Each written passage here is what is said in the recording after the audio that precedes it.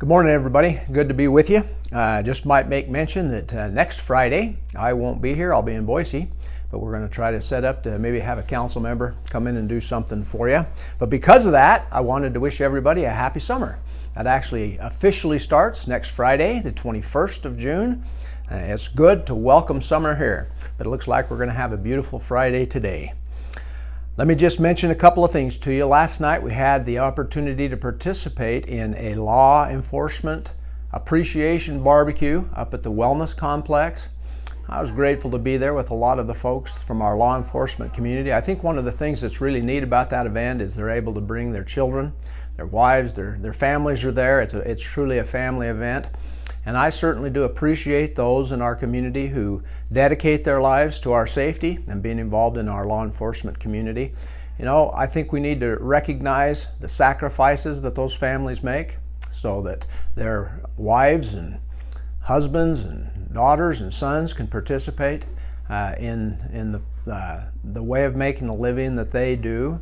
I just wanted to share a couple of things with you that I said up there to that group. First, I appreciate the sacrifices that all of them make, but I just talked about a couple of events that I've experienced just recently. And one of them was as I came into the office earlier this week. One of the first things that was on my computer was a report of the fact that our folks had been over to the Pine Ridge Mall doing an active shooter training.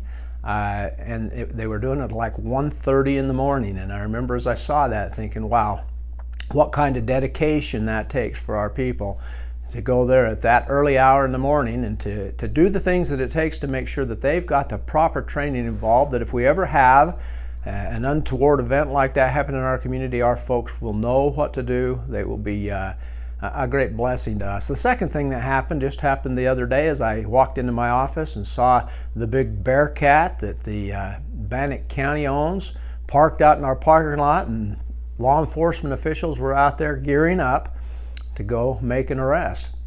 And you know, this is the second time I've seen that happen. The staging has been here in our area, and each time I see that, I'm telling you, it's a humbling experience to see the preparation that has taken place for them to be ready to go do that. And they went down the street here and made an arrest without incident, thankfully, but incidents could happen.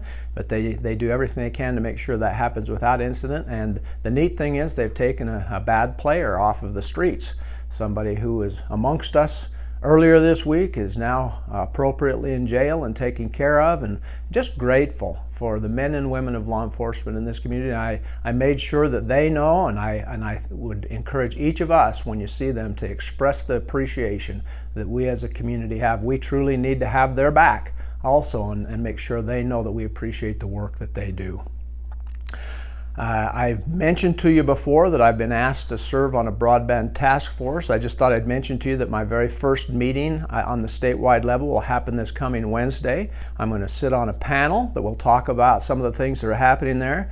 But I also thought I'd report to you that we had a meeting yesterday with some of the folks that are bringing the broadband and fiber services into our community, and I'm excited about what's happening for the city of Chubbuck.